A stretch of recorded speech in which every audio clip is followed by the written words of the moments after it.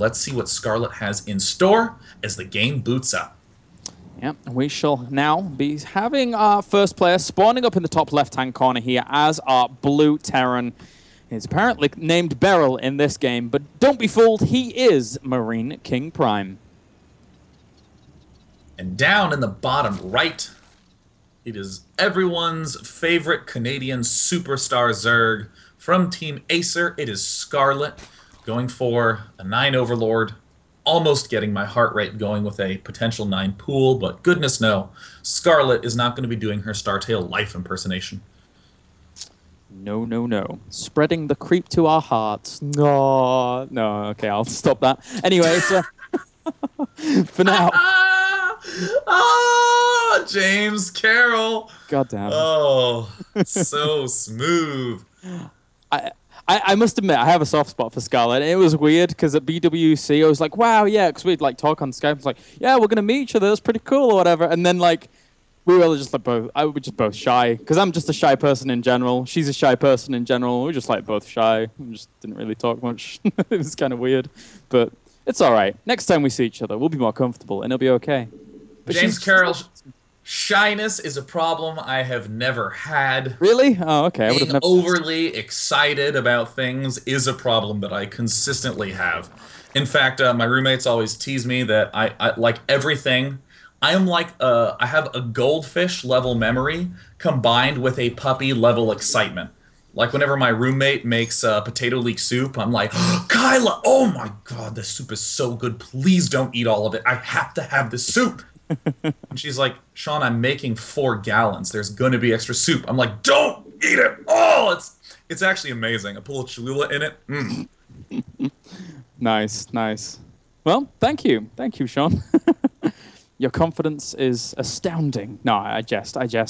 As for now, what do we have Mr. Marine KingPrime doing? He's making command center, and we have double barracks on the way behind that. No gases just yet.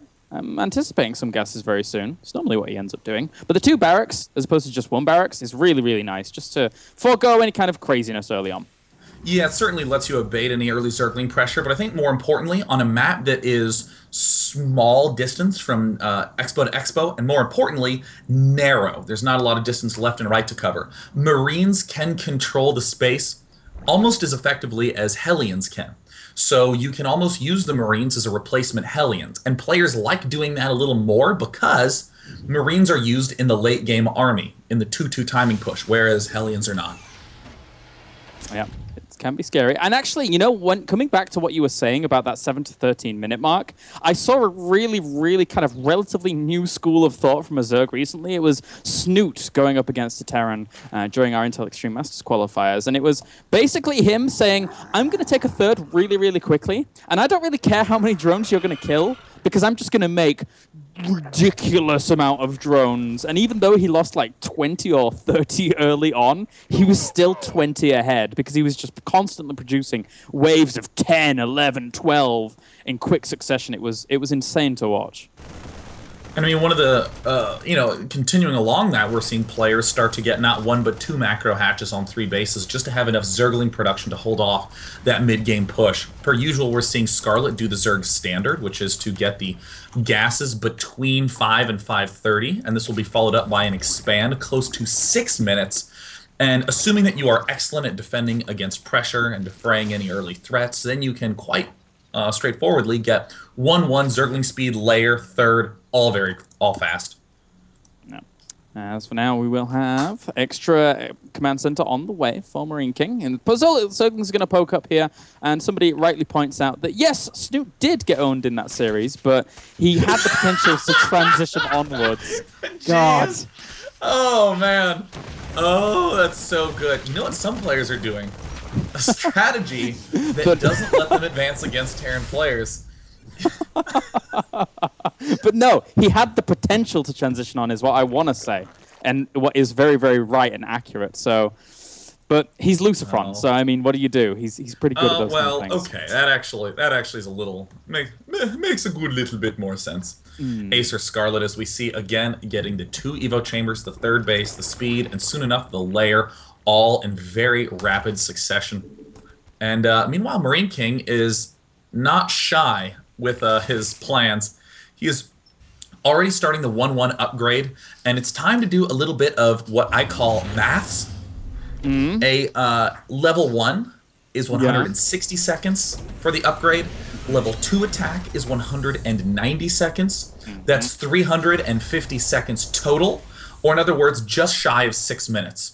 So if you start it at 7, as we're seeing Marine King Prime do, he can begin his push at 13 minutes with 2-2. Again, everything needs to be as powerful as possible in the 13-minute to 17-minute arena, so that's why we're seeing that early of engineering bay. It's not earlier upgrades are better, it's haha, I have 2-2 at this specific time.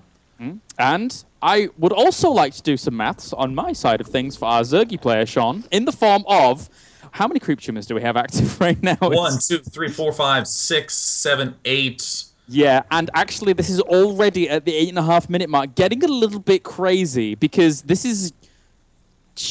Scarlett somehow finds a way to spread this so ridiculously fast, and it's getting out of hand already. So Marine King needs to do something. Actually, he needs to start containing with the Hellions, but they haven't even moved out yet, Sean.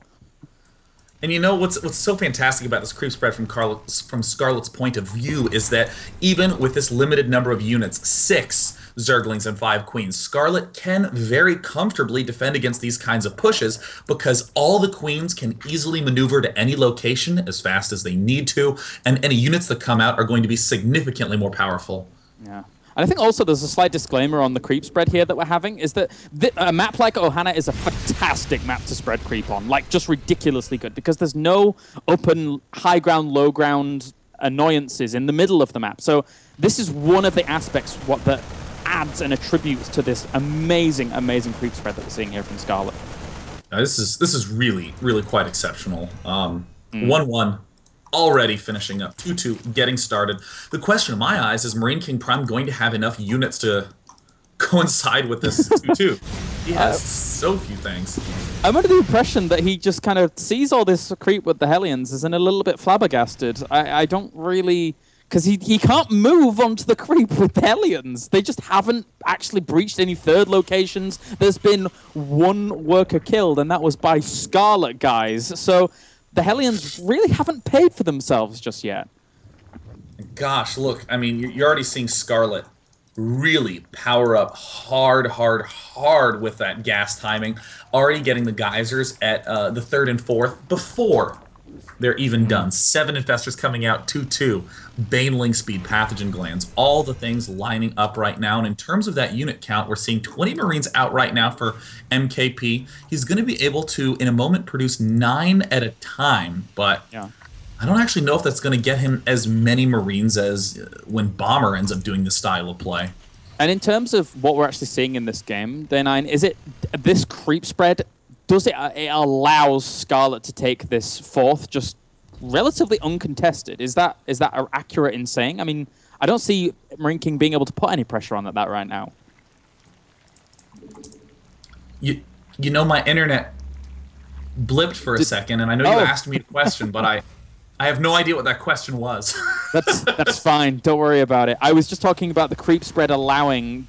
Does it allow Scarlett to take that 3rd all the quicker? Because it's just so hard for him to pressure. Absolutely. Yeah, the 3rd, the 4th, and we're seeing that this is now starting to define the attack paths. There's a very, very clear section where you see just to the left of that watchtower where Marine King Prime is basically claiming, I will be able to take this out. Sure, he's stimming and taking out the right path, but the creep is still there from Scarlett. Scarlett's food is just skyrocketing up 90 drones, as you were talking about, that snoot-esque maneuver.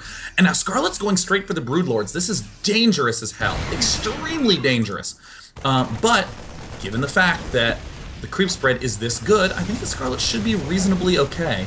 Yeah, especially on a map like Ohana, you have to be careful transitioning onto Broodlords that quickly. It's easy for Terrans to, well, I mean, once the creep's gone, it can be easy for Terrans to try and put on some pressure from the ground, and with that, you sometimes need those Ultralisks out pretty quickly to try and deal with those kinds of initiatives from the Terran.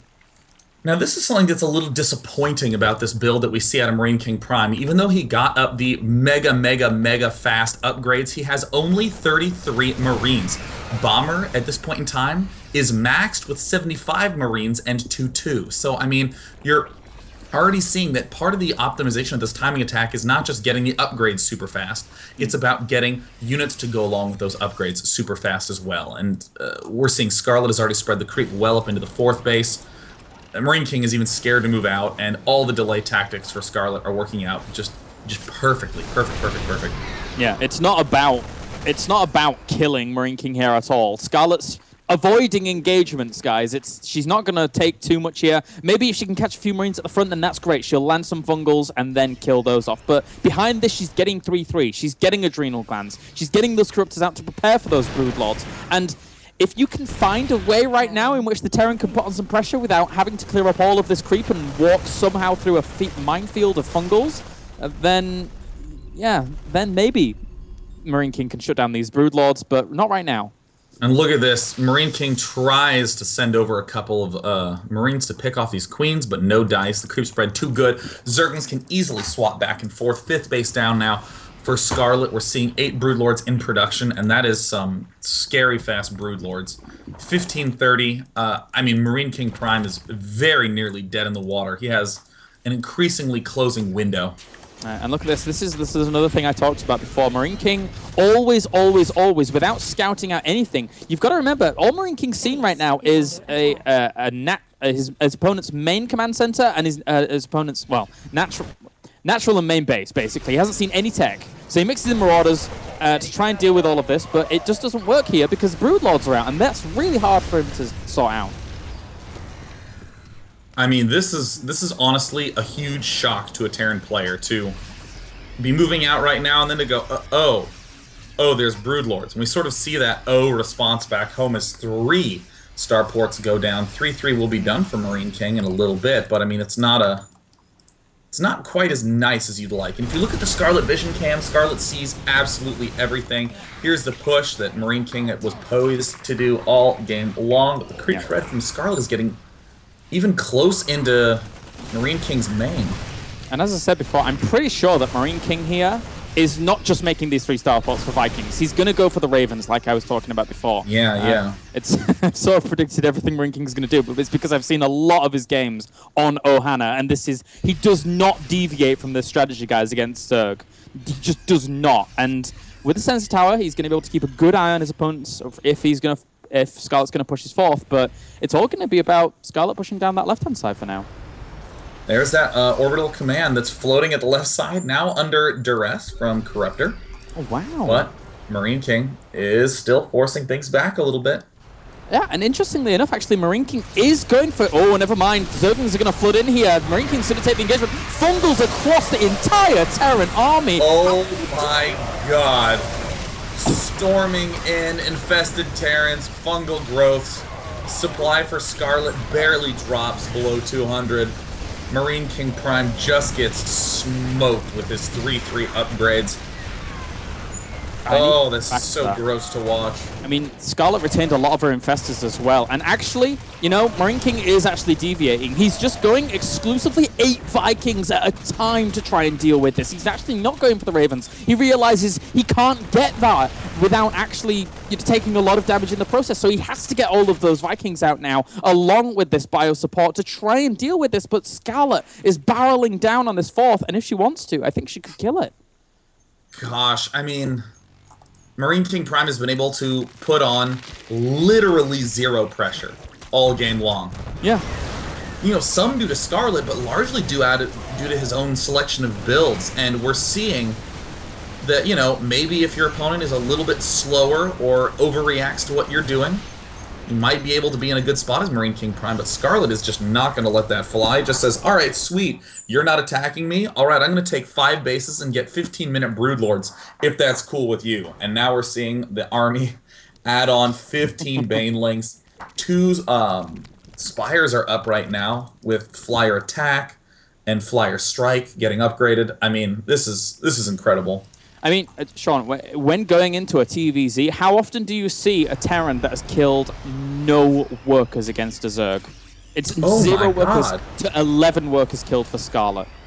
And if you actually go to the Units Lost tab, it's only 10k from Marine KingPrime. I mean, it's been 1 engagement. There's really just not that much that's gone on, save for that 1 attack. Scarlett's just punishing this beautifully, and even look at the left side. Creep is still spreading. On that control group 0 for Scarlett, she has that queen eagerly dropping more creep tumors. Wow.